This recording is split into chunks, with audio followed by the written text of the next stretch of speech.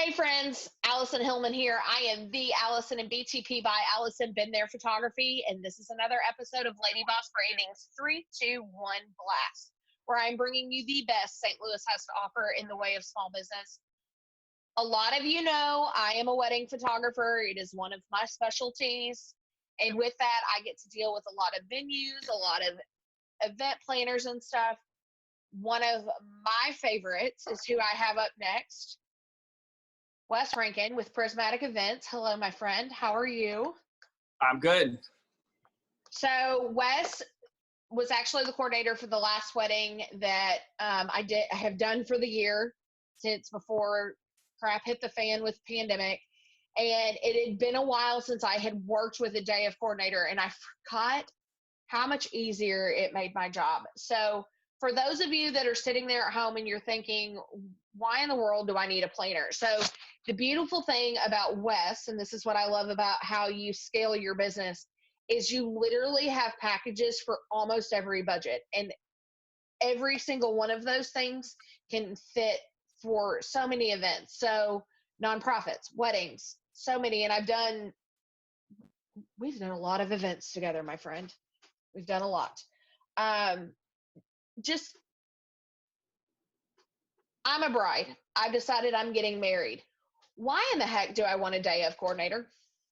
You want a day of coordinator because, it's the era of DIY weddings. We have Instagram, we have Pinterest, we have so many things that people are putting out there for free that are really cool and we should absolutely tap into when it comes to planning a wedding or any type of event.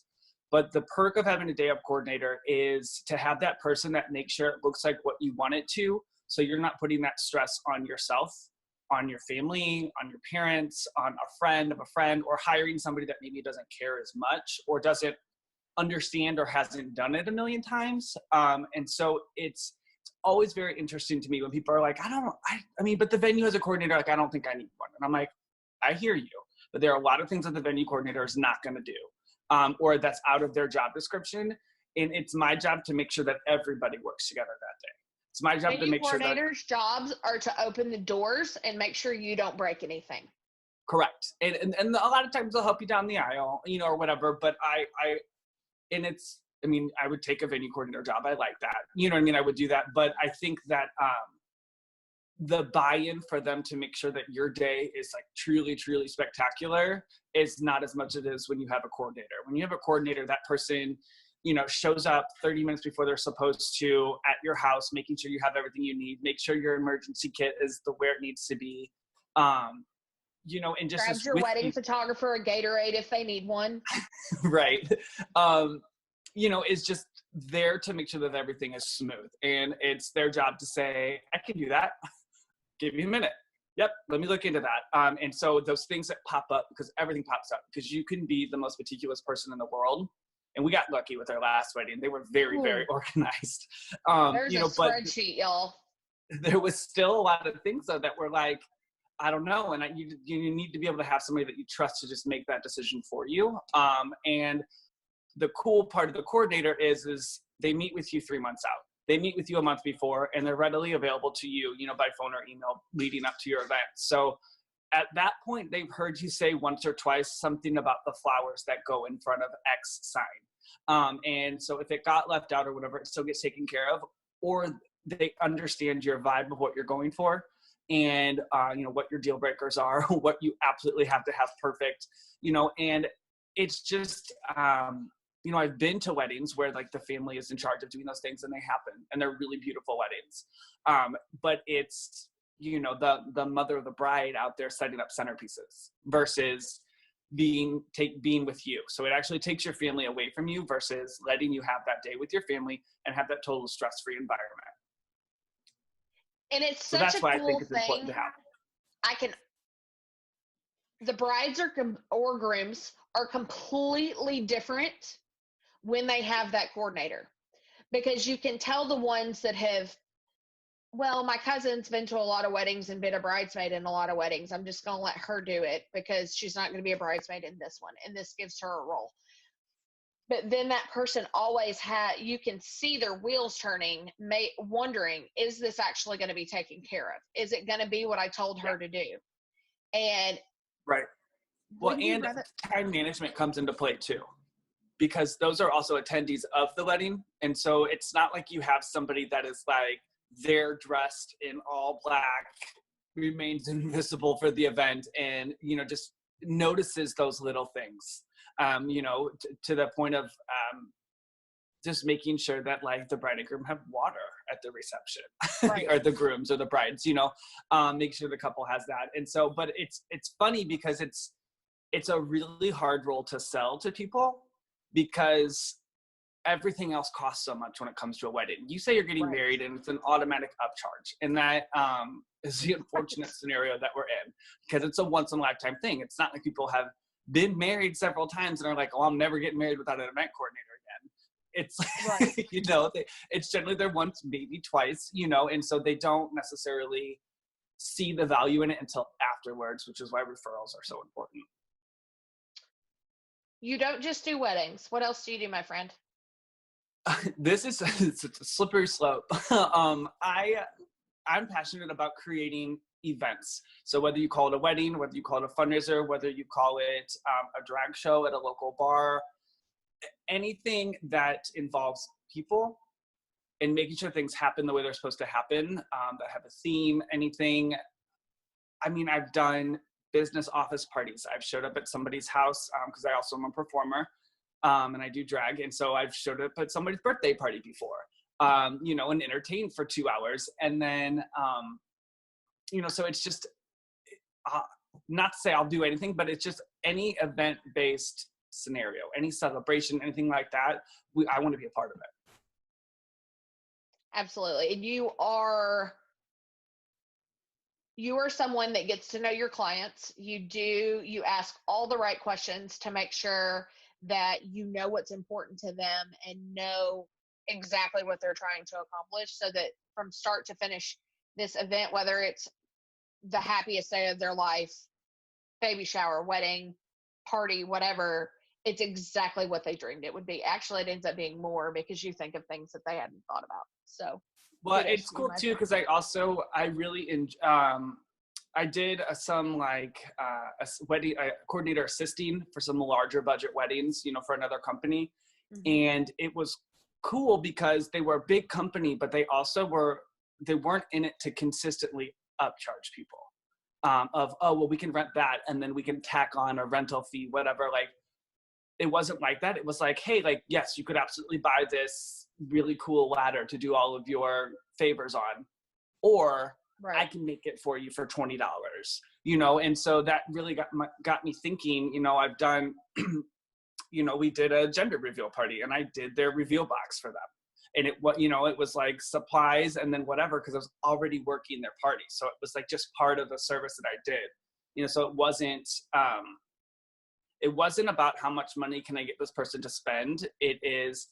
My mentality is, if you're going to do this with me, I would really love it if you called me when you have a brunch at your house and you really just want to enjoy it and you need somebody to work the kitchen, you know, or whatever, you know. So I don't look at a wedding as like a one-time gig or a birthday party or something. I look at it as I want to be their event person, you know, to steal a catchphrase. I want to be your friend in the event planning business. You're part of the story for the rest of their life, whatever milestone comes up.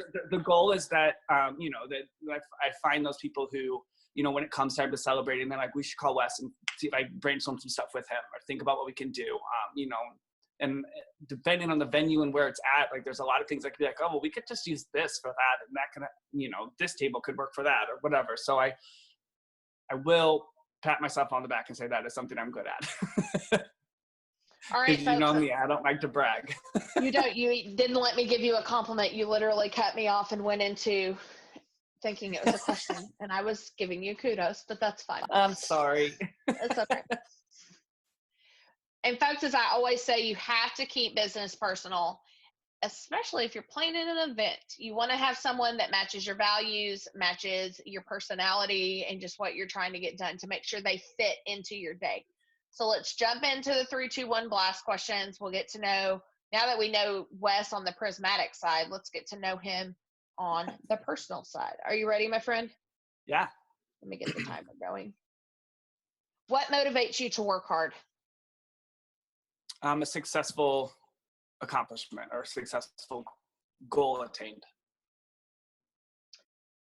Who would play you if they made a movie about your life? Hopefully Jim Carrey. I don't know how to respond to that. What? I totally see it though. All right, karaoke night. You're out with some friends. What song are you singing? Oh, probably not, because I don't love singing live.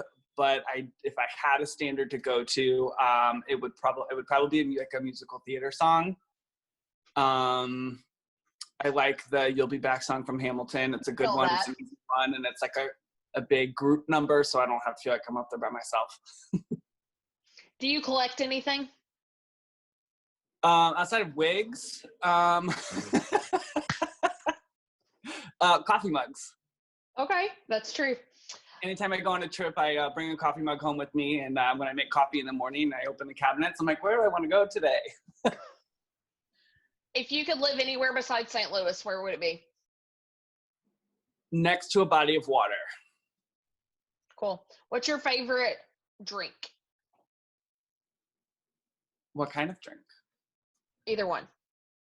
Alcoholic or non, it's fine. Definitely can't do a day without coffee. I'm pretty simple when it comes to an alcoholic drink. A vodka soda or vodka water is easy. I'm easy that way. Okay. What's your favorite season? Summer.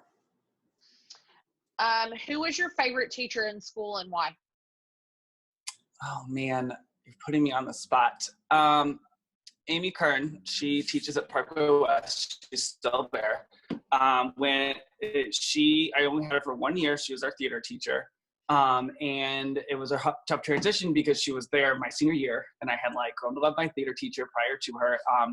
But it was cool because she brought us a really cool level of professionalism to high school. And I learned a lot, and we're still in touch today.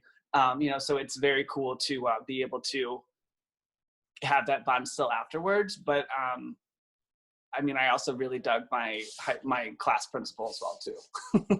Cool. What did you want to be when you grew up? When I was in high school and college, and when I started college, I was going to be a teacher. I was going to teach theater. Okay. All right. So St. Louis Lightning Round, you were very active in the performance and the restaurant scene. So a couple of these questions, I'm excited to get your answers. I'm nervous. What is your favorite St. Louis zoo animal? I like the puffins. Okay. That's a first. Normally we get the penguins or the elephants, but the puffins is a first. They got that cool hair thing. Yeah. What is your favorite St. Louis attraction? I love the botanical gardens.